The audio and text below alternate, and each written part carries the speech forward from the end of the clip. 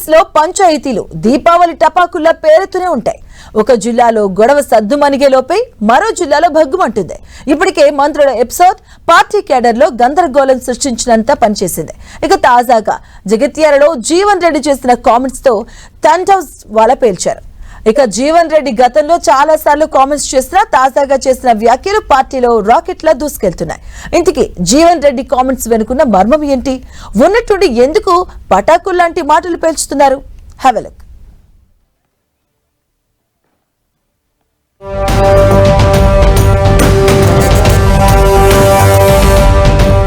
కాంగ్రెస్ పార్టీలో జగిత్యాల ఎపిసోడ్ రావణ కాష్టంలా మండుతూనే ఉంది. కాంగ్రెస్ పార్టీ అధికారంలోకి వచ్చిన తర్వాత బీఆర్ఎస్ నుంచి 10 మంది ఎమ్మెల్యేలు పార్టీ ఫిరాయించి కాంగ్రెస్ కండువా కప్పుకున్నారు. కానీ జగిత్యాలలో మాత్రం జగడం ఫిరాయింపుదారులు వర్సెస్ కాంగ్రెస్ అన్నట్లుగా మారింది. ఎమ్మెల్యే డాక్టర్ సంజయ్ వచ్చిన నాటి నుంచి పార్టీ సీనియర్ నేత మాజీ ఎమ్మెల్సీ జీవన్ రెడ్డి కస్సుబుస్సులాడుతున్నారు. ఛాన్స్ దొరికినప్పుడల్లా పార్టీ నేతలపై లక్ష్మీ బాంబు పేల్చుతున్నారు. తాజాగా కార్యకర్తలను వెంటబెట్టుకుని మంత్రి అడ్లూరి లక్ష్మణ్ దగ్గరికి వచ్చి మంత్రి ముందే జగిత్యాల ఎమ్మెల్యేపై 1000 వాలా పేల్చినంత పనిచేశారు. పనిలో పనిగా పార్టీ పెద్దలపై రాకెట్ వదిలేశారు. ఫిరాయింపుదారుకే పెద్దపీట వేస్తారా అంటూ గట్టిగా నిలదీశారు జీవన్ రెడ్డి.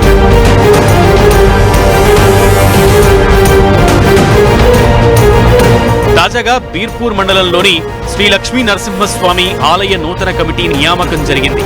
కొత్త కమిటీలో బీఆర్ఎస్ బ్యాచ్ కే పదవులు కట్టబెట్టారని జీవన్ రెడ్డి గుర్రుగా ఉన్నారు. ఈ విషయం ఏంటో తేల్చుకోవడానికే మంత్రి అడ్లూరి లక్ష్మణ్ క్యాంప్ ఆఫీస్ కు కార్యకర్తలను వెంటబెట్టుకుని వెళ్లారు. జగిత్యాల కాంగ్రెస్ పార్టీకి తాము పట్టాదారులమని, కౌలుదారులం కాదని జీవన్ రెడ్డి సంచలన వ్యాఖ్యలు చేశారు. దశాబ్దాల కాలం నుంచి పార్టీ జెండా మోస్తుంటే కొత్తగా వచ్చిన వారికి పదవులు కట్టబెడతారా అంటూ ప్రశ్నించారు. అసలు పార్టీలో తమ పరిస్థితి ఏంటని మంత్రిని ప్రశ్నించారు జీవన్ రెడ్డి. జగిత్యాల నియోజకవర్గాన్ని ఆయనకి కౌలుకి ఇచ్చారు. నాకే ఆయన ఏదైతుందో వాడికి రాసిచ్చారు పట్ట. మీరు ఏమని చెప్పండి సార్ దయచేసి. మేమేదైతుందో ఈ ఫిరాయింపుదారుల ముందు తల వంచుకోదలుచుకోలేదు. ఈ ఫిరాయింపుదారుల ముందు మేము తల వంచుకోదలుచుకోలేదు. మాకు ఎత్తేసండి, మాకు మీరు అక్కర్లేదని చెప్పండి. జట్కా కొట్టండి ఒకరికి. ఎందుకు జరిగే మానసిక హింస? జగిత్యాలలో జరిగే జగడం పెట్టుబడిదారుడికి ధర్మ పోరాటానికి మధ్య యుద్ధమని, ఎవడు గెలుస్తారో చూద్దామన్నారు జీవన్ రెడ్డి. పార్టీ ఫిరాయింపుదారులు చెబితే అభివృద్ధి చేస్తారా, కాంగ్రెస్ నేతలు చెబితే చెయ్యరా అని నిలదీశారు. దీంతో ఒకంత మంత్రి కూడా నీళ్లు నమలాల్సిన పరిస్థితి ఏర్పడింది. జీవన్ రెడ్డి మాట్లాడుతున్నంతసేపు మంత్రి సైలెంట్ గా ఉండిపోయారు.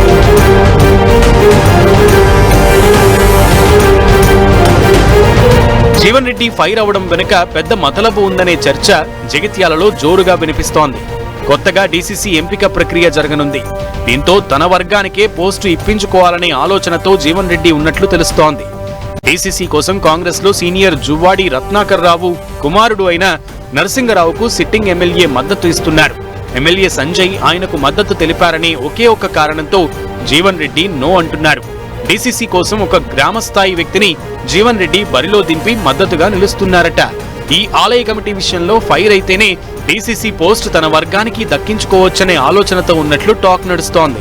మొత్తానికి జీవన్ రెడ్డి తన కామెంట్స్ తో స్మోక్ బాంబు వదలడంతో డీసీసీ నియామకం విషయంలో పార్టీ పెద్దలు ఉక్కిరి బిక్కిరి అవుతున్నారట. మరి అధిష్టానం ఎవరికి ఛాన్స్ ఇస్తుందో చూడాలి.